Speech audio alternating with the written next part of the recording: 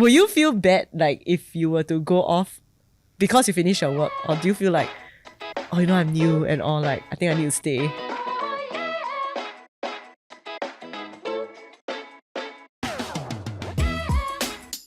I think for me, first year a bit lah. There'll be some fear. Because I mean, when you're new, you haven't analysed or what's the company culture, how are people like, and then generally the indicator is what time you come and how long you stay. Like what time you stay till. Yeah, so with that, sometimes you're like, wow, a bit paiseh if someone of a higher title or higher designation Stays later than you. stay later than you. Then like, wow, paiseh to leave. But I mean, after 1 year in, right, I would think to myself, actually, I know what I bring to the table, and I know, I mean, that's with the presumption that you really can deliver your work lah. You're willing to put in the Correct. what it takes to deliver. You plan well, you communicate well, and you deliver what you need to deliver. I think with that, then after that I be paiseh lah. 5:45. Leave on time lah. But I mean, there are days that we have meetings, and then meetings drag until like, wow, very late, sometimes 8, 9. Okay, not late compared to y'all, but late lah. Then those are days that are like the exceptions. Yeah, but if normal time can leave early lor. Yeah, not early, leave on time. On time. Yeah. I think the more important thing is not so much of how long you stay for it to be an indicator of like the value of your work. Correct. Yeah, but at the same time you are willing and it comes out lah. To do what it takes. Yeah. When there's busy seasons, you will pull your weight. Yeah. And stuff like that. But I think it's quite interesting because my job is quite a small company. So when it's small, there are not a lot of people to, in that sense, compare with lah. Yeah, when there are people that stay late. So I was just wondering if there's I mean, organizationally, if it's bigger, I'm not too sure what size your companies are, right? Will that pressure will be worse or not? Or like, how do you deal with it? Yeah, I think like in my first year in that agency, I totally like felt what you felt. And also like on top of that, I had like a super bad case of imposter syndrome. I think it's also like because many of the fact syndromes that I had 2 roles. Yeah, wow. Stockholm yeah. syndrome, Oh, very imposter syndrome. Very sick, I think. Yeah, very sick. It's just very problematic in general. Yeah, so like I always feel like I even though I like put my best foot forward, right, what I do is never enough. But it's all self-inflicted lah. How did you realize it was self-inflicted? After you threw the... I can get to that later. But Okay. I just want to say that like at the start I feel like it's normal to feel like you are being compared to your peers in terms of how long you work. But I also think that different people have very different working styles. So there are some people who really, right, they really thrive on like their smoke breaks and their tea breaks and their coffee breaks. And that really does help them work better in the times when they are actually at work. And like, I think like because of that, you end work late. That is something that you choose and it's something that you are at peace with. And if that's the case, then I think that's okay. But I think that for those who really want to just get the work done, finish at 6 p.m. on the dot, and then want to leave early, right? I feel they also have every right to do that because it really depends on your own working style. Right? So if, like let's say you're already like 2 years in, you're already comfortable in the environment, but you still feel that pressure and that stress from your colleagues to stay late regardless of your working style, then I think that the problem is not with you, but with the environment. And I feel that some tips that can help is usually if I leave at 6 or 6:30, I'll be like, I am meeting my family. Or I have this thing on, I have that thing on. Then usually, generally, if you got an excuse, right, people will let you go. Of course, you still joke around lah, but like you need to, like Glenn said, need to be a bit more thick-skinned sometimes. I think it's about communicating what you value also. Yeah, and I think it's also realizing that people, like, different areas of life are valued differently by different people. But it doesn't mean that like we have to accept and also embrace a particular like value that is being esteemed highly in the company just for the sake that because everyone else is doing that also. Because family is also important. Health is important. And there's life so much to life outside of work as well. But then how did you then Get rid of my imposter syndrome. yes, or how did you realize it was self-inflicted? I think it was only after I left that company and I joined my current company. So I realized that my agency and this company is very different in terms of environment, workplace culture, and also expectations. So in my old agency, I think it's also because like I had so many roles. My JD was never clear to me. I never had like any manager or any boss or director like sit down with me and lay out like, okay, this year these are your KPIs, these are your expectations for a person at your level. So back then, even though I was a junior level, I was always striving to do like a role that was higher than mine or like a director level or whatever. So Wow. it has been said before in my old agency that I am at this role, but they feel that I am playing a role that's much higher than that role. Compared to this company, no longer in an agency, thank goodness. This company is very, very laid out, very transparent on the table. Like at your role, this is what you're expected to do. So then in that sense, right, I feel like I know exactly what I need to do. And because I know exactly what I need to do, and I know that I'm doing it, I don't have any imposter syndrome because it's not like, oh, you need to do this thing, then there's other people out there that's doing it better than you. No, because it's all on the table already. This is just what you need to do. Right. Yeah, so I think that brought a lot of clarity. It brought a lot of clarity and a lot more confidence. But back then, I had very bad imposter syndrome because I never know, like, for that role, what am I supposed to do? Like, what's my expectation? So I always feel like, oh, other people in my role of like junior copywriter or like copywriter need to do like this much, like need to lead regional campaigns or whatever. I don't know, like need to never make mistakes or whatever, you know? Yeah, so because of that, I had like a lot of insecurity in my old agency. Yeah, understandable. And I feel like when you share that, right, I mean, it just reminded me that we have these like annual performance review, right? Yeah, and I think last time when I was young, right, I kind of thought, oh, I could only, like ask questions about, my role and or clarify certain things or bring out concerns only during that 2-hour slot with my boss. But I think like when I kind of like work for a few years and also encountered very good bosses and colleagues along the way that like gave me very good advice, I realized that actually we can also initiate these conversations to clarify our roles or clarify certain like scope of the projects or whatever that is causing us to feel stressed or confused or lost with our bosses any time of the year. Yeah, of course we catch them at a time where they are like not so busy or like find a good time to sit and talk. Yeah, so that we don't have to feel like, oh, we need to like tahan for like one whole year before we can like hope for a change or talk about a change kind of thing. So I realized that I guess depending on like our company's like culture and all, like I think it's always good where the environment allows for just open conversations or your boss may not need to like be physically present in the company all the time because they might have a lot of things to do, right? But I think it's just like if he or she is able to just be very inviting, like anytime just call me for a chat, even though I may seem very busy, but like I will make time if needed. Yeah, so I feel like actually these are things that we can remember also during times where things get a little crazy. Yeah, I think that's super good. I think sometimes a company culture, right?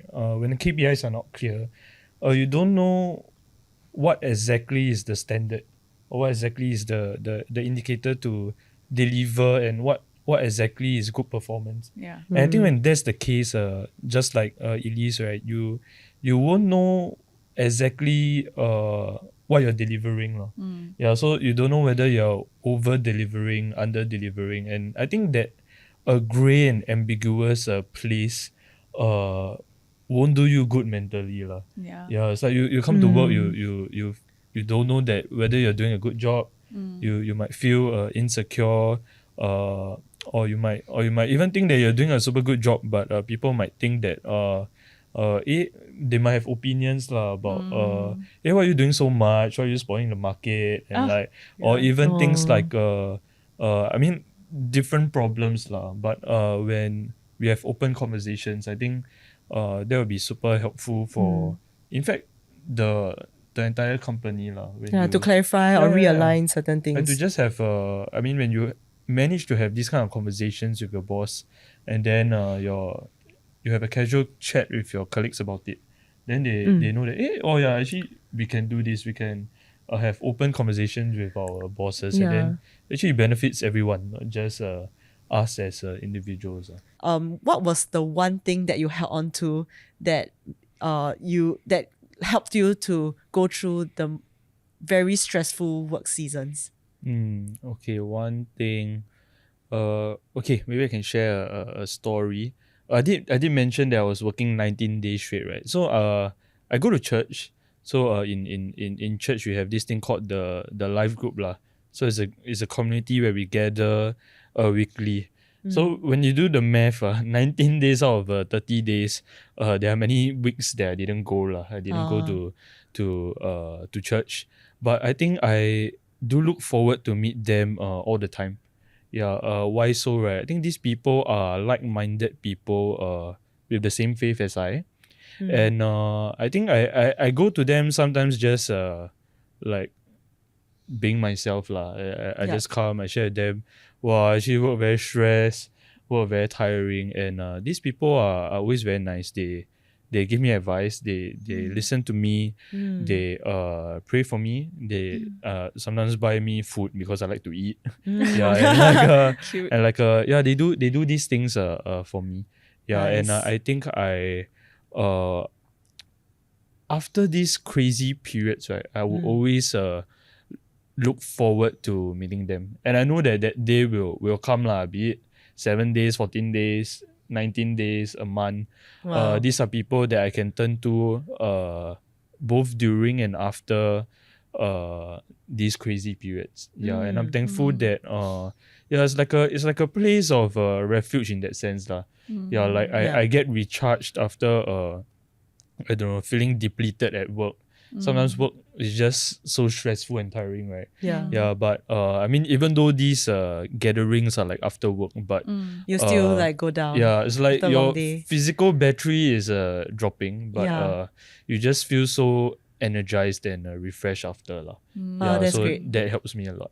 Yeah, That's great. Yeah. Like it's like charging your system. yeah. Oh, that's good. That's good. I think it's very important to be around people who like give you energy or like give life to you, and like sounds like they're like your safe zone or something. Yeah, I think it's not like a vibes thing actually. Yeah. Yeah, but it's like we connect at a Deeper level. deeper place and level lah, and that really helps me be have the perspective lah that there's more to life than work lor, than being stressed. So these are the group of people that will remind you during your like stressful work seasons that that there's things that are more than just work. Yeah, I mean sometimes they hear me out. Sometimes they give me advice. Yeah. Even things like how to be a better employee. Yeah, I think that's good. not so much on just like or 加油 like Shag bro. shag bro. I mean guys do that a lot lah. Even me too. Shag bro. But sometimes when I share them about my work situation, they even share like practical tips lah. Like maybe in that scenario you can do this, so you can honor your work better. You can be a blessing to your colleagues. You can or even things like be recognized by your colleagues and the people like your bosses lah. So not so much on just like these are people that empathize with me, but they also give me very good feedback lor. Yeah. They like reframe your perspective a bit. Yeah, correct.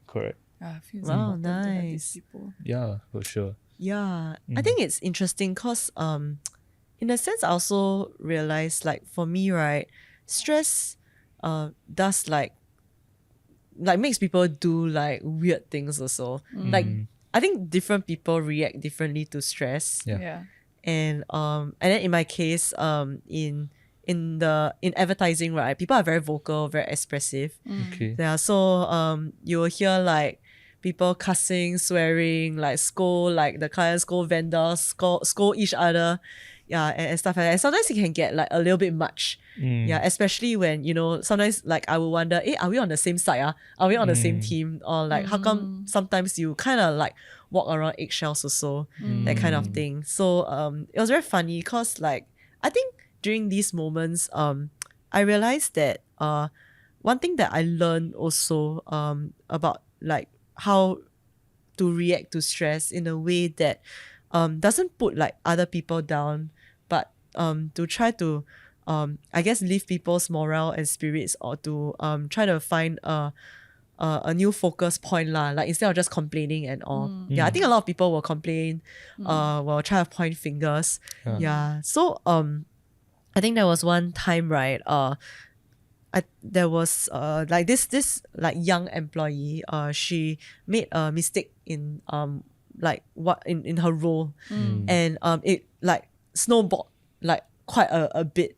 Yeah, that it affected quite a few people in the company, and we were already very, very busy. So it's a bit like, wow, a bit uncalled for, like already got so many things to do, right? Then suddenly this like thing just come in. And I think for some people it was just like last straw, or it's just like, wow, just caught me on a bad day. Yeah. And I think maybe because like everyone was already like on edge, right? Then like people started to say like unkind things about her or to her or behind her back. Yeah. And like I think like at first I thought it would just be just that few minutes, and then everyone would just try to find like a way to work around that mistake. But it became like the lunch conversation, for the entire week.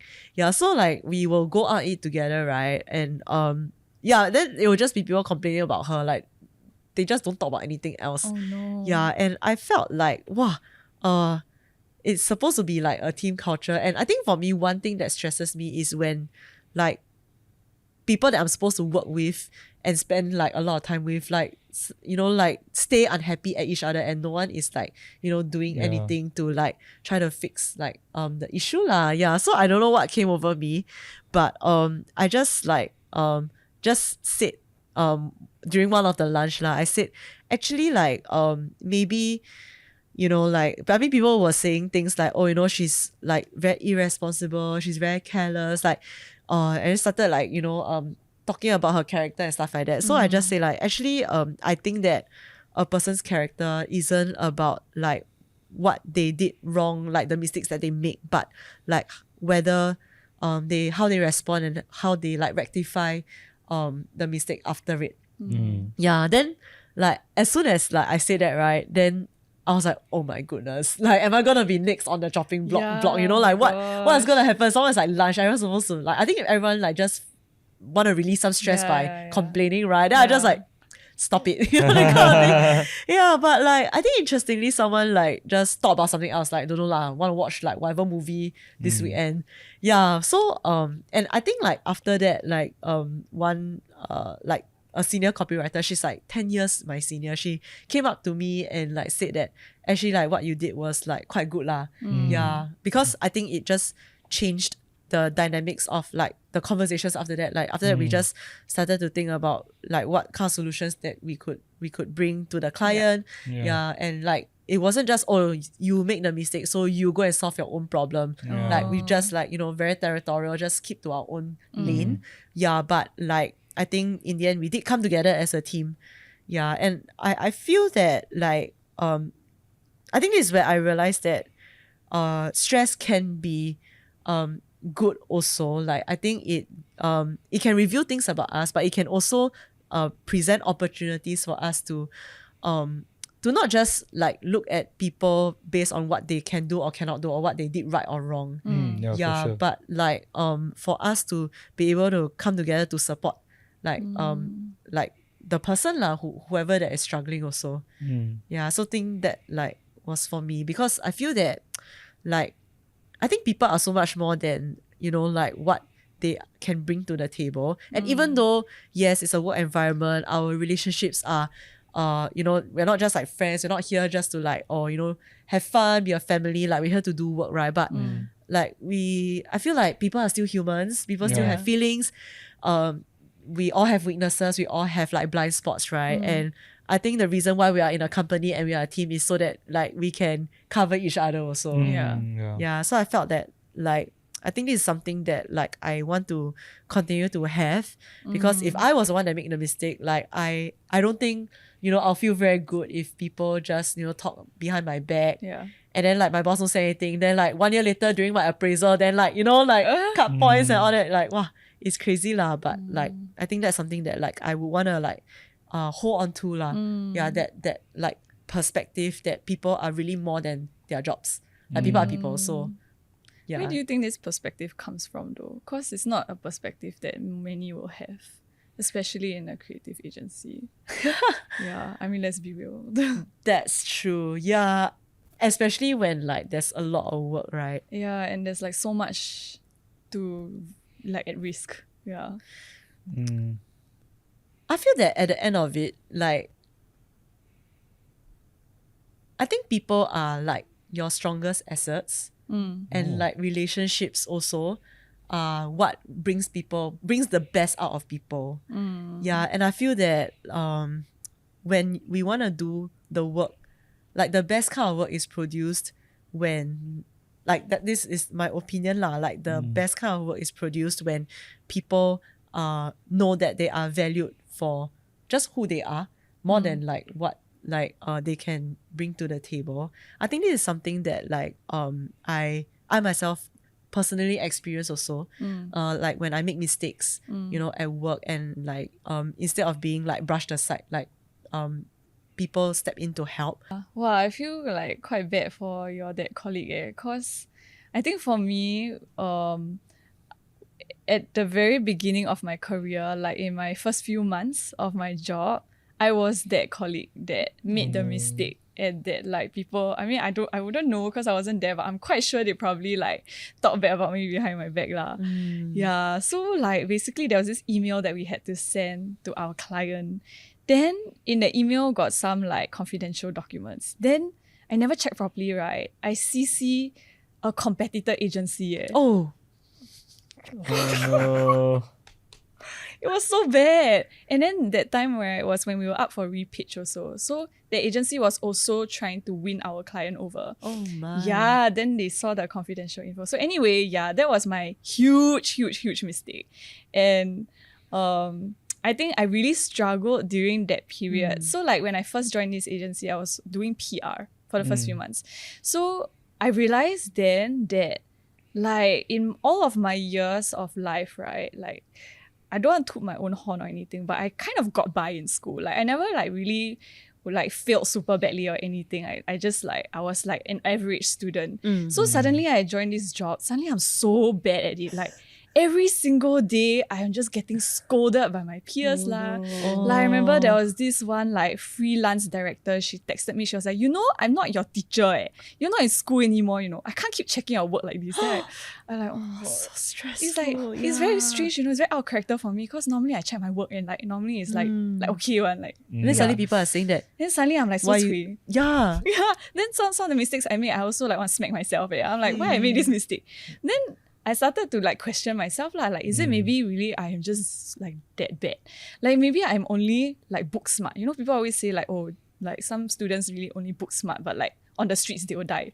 I was like, maybe I'm that person. So I started to doubt myself a lot. Then I felt very insecure about myself. Then I was just like, maybe like I'm not cut out for like agency life. I remember like 3 months in, I wanted to quit already. And I was like, there was one time I had like same as Glenn, I have like life group with my church friends, right? And then we were just checking in on each other. Then I just burst out into tears. Then I cried. Then everyone was so shocked, you know. I was so shocked. I also don't know why I cried.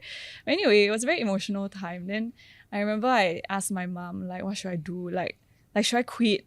Then my mom just reminded me that like just because you feel that, I mean, just because you're bad at your job doesn't mean that you are bad at being a human in general, or that you are not worthy. Like just because you feel like you are very poor quality at work doesn't mean you're a poor quality human. Like you are still you are still worthy of being like loved, and you're still worthy of holding yourself in a certain esteem lah. And then she also reminded me like at the end of the day, like you are like a child of God lah, and that even if other people tell you that you're very lousy, like, you know that there is always people who will love you, and that there's always a God who loves you also.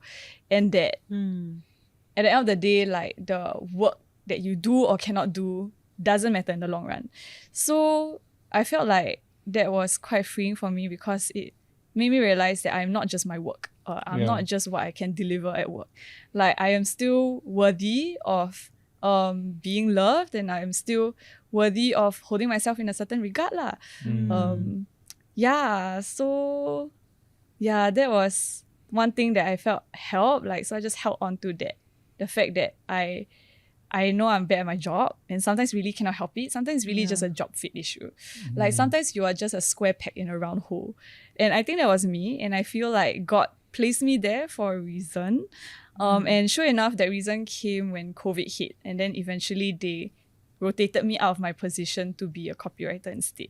Maybe it's because they heard how bad I was at being PR, but I'm just thankful that they didn't fire me. Then in the end, when I became a copywriter, then that's when I learned so many more things about like why I was put there in the first place, like how I could like bless other people, and like what my career trajectory should look like also.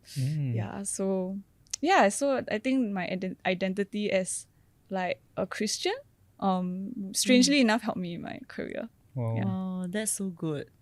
Yeah, I think like for anyone that's listening to this, and I think just like what Elyse shared about being a square in a round like hole, right? And just not knowing whether like what you're doing is like effective or whether it makes sense. Like, I think it really is doesn't mean that like you are bad at your current job now. It means that you're not like worthy. You're not like a bad human being. Yeah, and you are really worth so much more than your job. You're worth so much more than what you can do or cannot do. And I hope that there are people in your life that can tell you this as well, and can show to you that you are like after all as human as can be, and you are a human that is worthy to be loved as well. Yeah, thanks for reminding all of us about that. We cannot run away from like stresses at work. Like, it's always gonna be there. There's no like perfect job, out there. There's no perfect boss. There's no company with like, like 100% clarity also, and processes and all that. And I think that is something that we need to recognize, that it is part of what like working life is. And once we realize that, then I think we need to, sort of prepare ourselves to be able to handle when externally, things happen. Whether is it last minute requests, whether is it like someone didn't pull their weight, and then we need to like cover by planning ahead, like what Elyse say, right? Like preparing, planning enough buffer time, or whether is it creating a strong network of support outside of work as well. Yeah, if let's say it's hard to find it like immediately in our work environments, and so that like we are able to get through stressful periods at work. And I think one thing like you mentioned also was that like to know like there should be an end, right? Like to the season. Oh yeah, I mean, speaking of which, both of your jobs sounds quite jialat lah. Sounds quite serious.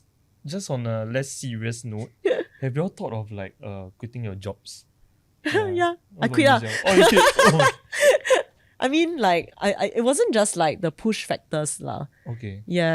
But I think it was something that I was like reevaluating also whether advertising was an industry that I wanted to stay for long. I knew it was something that I definitely wanted to start my career in. Because I was interested in like creative.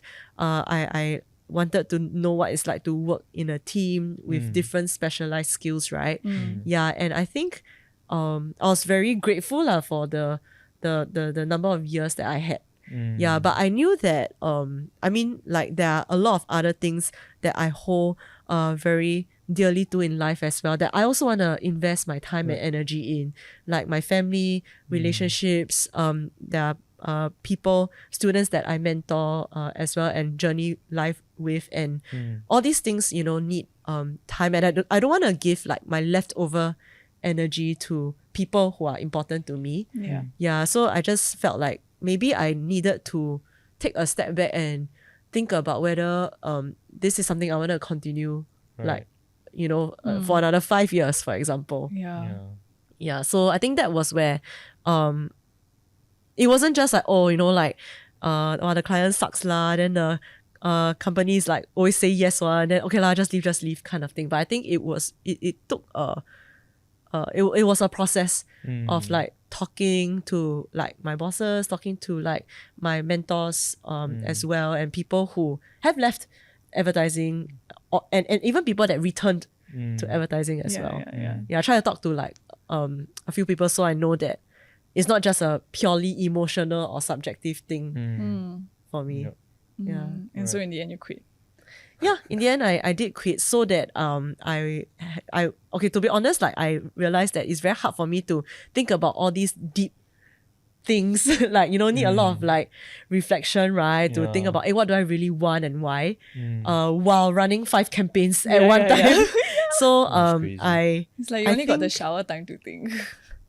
No, my shower is like 7-minute shower then sleep away. Lucky I say I don't even bathe.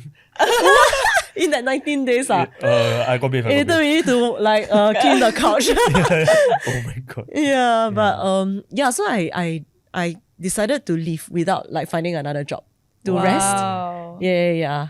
And I think that was quite good also, like a bit like a sabbatical. I think you probably needed the rest after 6 Yeah, years. it was very, very good. Reconnected with things that I like to do, but I didn't have time to do. Met up with people that I haven't met for very long. But also like, made a lot of good friends in the industry also that I still keep in contact with today. So it was all in all very rewarding lah.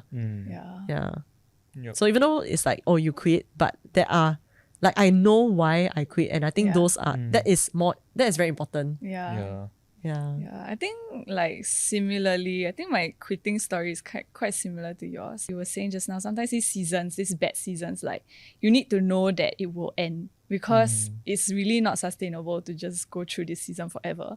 So I think for me, like the bad seasons kind of just like one season will end, then after that the next season start. Which is bad also. Which is bad also. Oh my goodness. Yeah. So then the in-between incubation period is like not very long lah. Like maybe 1 week to like get a breather, like 3 days sometimes. Wow, not enough. Sometimes overlap. Sometimes we just like constantly firefighting for months. Then my like poor PM will be like, oh, we got no resources. We got no creative resources. They'll be like, sorry, can you take on this extra thing then? Yeah, so in the end, one thing led to another, and then I also started to do some like self-evaluation. Like similar to you, I was like, do I want to be in an agency forever? I knew I wanted to be in advertising, but I wasn't sure whether I wanted to try like going to the client side instead. Because they always say the grass is always greener on the client side. Because you call the shots, right? And you don't have so many like stakeholders to answer to. You only have your own internal stakeholders to answer to. So you can control your situation a lot more. So then I was just thinking like, 10 years down the road, like I really asked myself the interview question, where do you see yourself 10 years from now? I look at myself, I'm like, do I want to be a creative director? Then I knew the answer was very clear. Like I knew I didn't want to be a creative director. So I already knew that the career path that I was projected to be on was not the right one for me. So I guess, everything fell into place, and then I got the offer from this current company, which I have been in love with since like my JC days. When they offered me, I was like, of course I'm going to take this offer.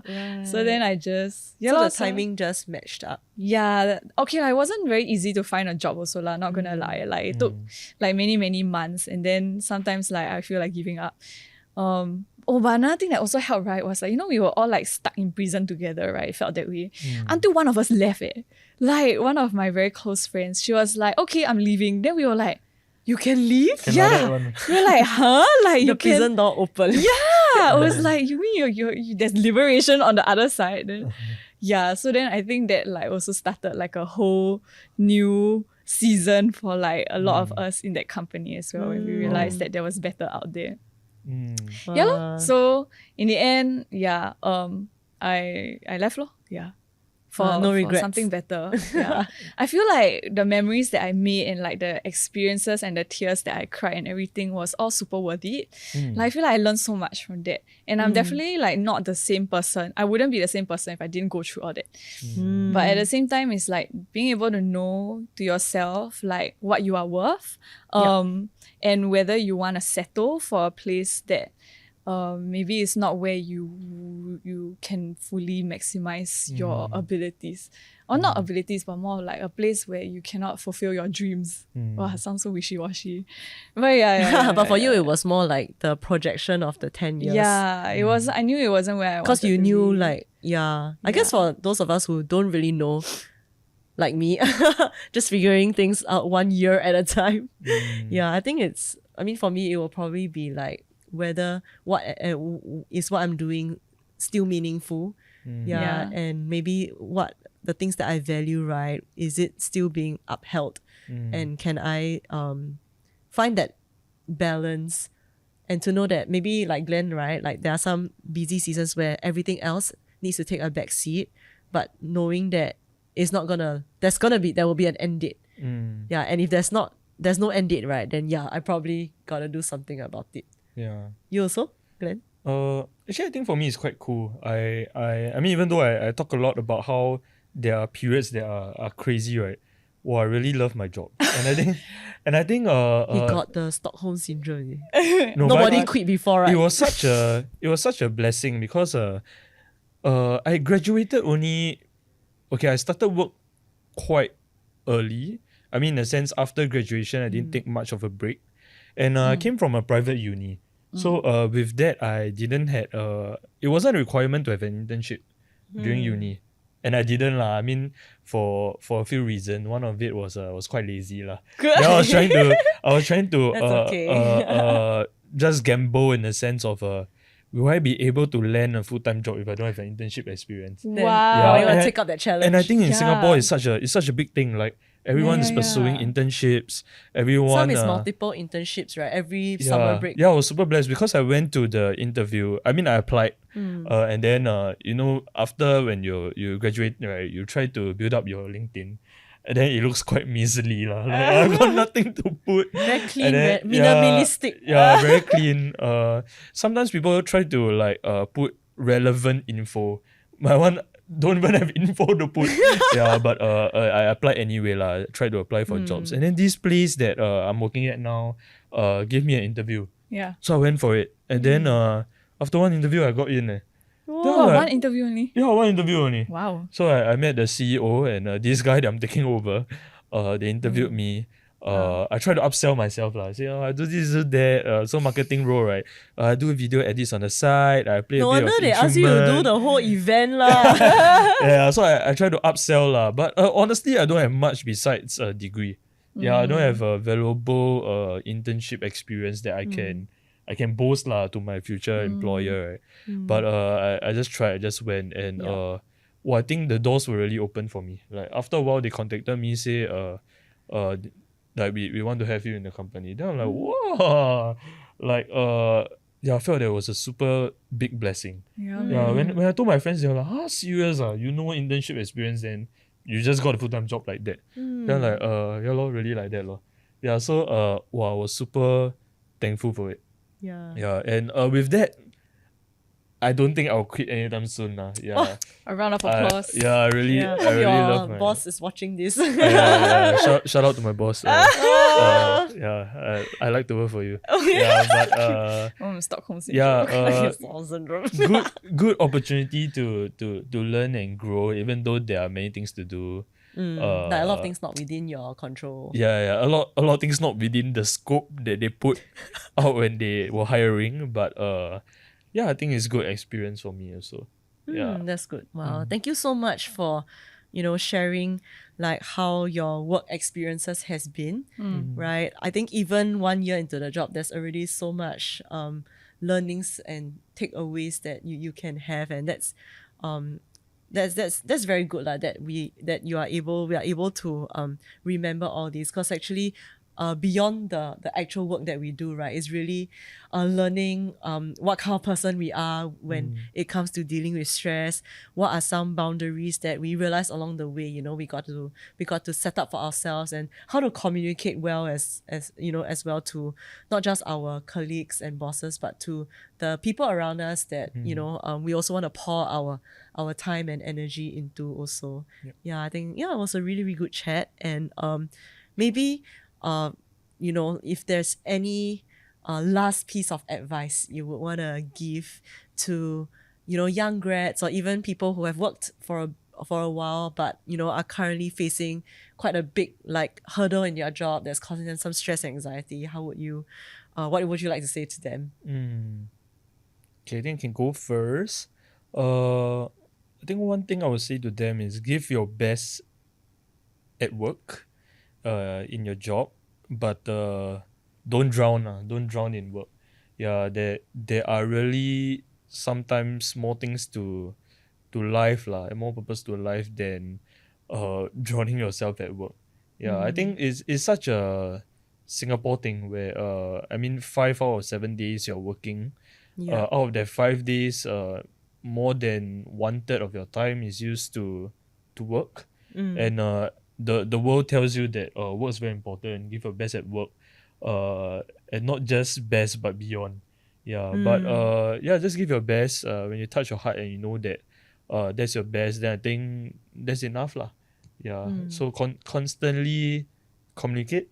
Communicate with I think be it your colleagues, your bosses, and even people that are precious to you lah, your friends, your families. Tell them about the stresses you're facing in life, in work, and eventually the end of the tunnel won't be dark lah. There'll be light at the end of the tunnel. Maybe there'll be light in the tunnel. Even. Nice. That's right. Thanks for that very wise words. Yep. What about you, Elyse? A word of advice is that I guess one way that you can think about it, if the work is very, very stressful and you're feeling very overwhelmed, is to think, will anyone die if you don't meet this deadline? Or will anyone die if you don't do this work? Then actually maybe think about it, no one will die lah.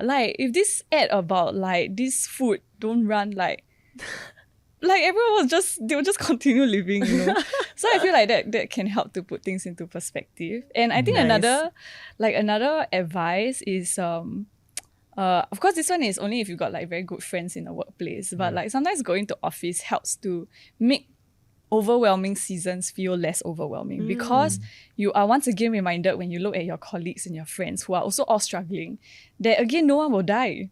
Yeah, because you're all in it together. You're in the same boat. Yeah, you're in the same boat that hopefully won't sink. Another word of advice is to set some non-negotiables in your life. And for example, right, for me, some of the non-negotiables that I set was going to church and spending time with my family.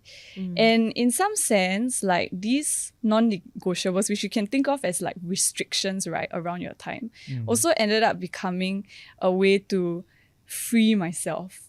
It was I found a lot of freedom in having these non-negotiable restrictions, because I could just be my boss is we need OT tonight. Then I'm sorry, I have church. Very hard to say no to church one, unless you have a very bad boss. But yeah. So usually that is one way that I can, and knowing that of course knowing that I am able to deliver the work on time, right? Because sometimes bosses can get emotional. Then they want you to stay back, for the sake of staying back. Actually, you don't really need to stay back. So setting non-negotiables and being at peace with those non-negotiables. I think it's very important to not end up feeling bitter, resentful about it.